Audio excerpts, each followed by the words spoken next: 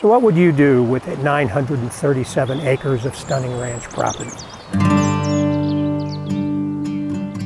More than 2 miles of the Dolores River flow through one of the most beautiful stretches of red rock canyons in western Colorado.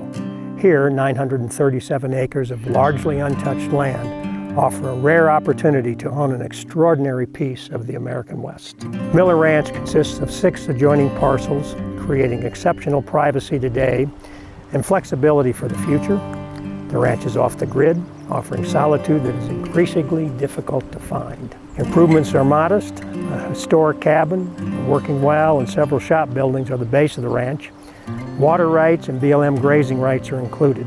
Although secluded, the ranch is only 75 minutes from Grand Junction and 2 hours from Telluride, and during the summer, only 2 hours from Moab. Whether your vision is conservation, recreation, or a private family retreat, Miller Ranch is an opportunity to own and preserve an exceptional landscape. For more information on this property, give me a call.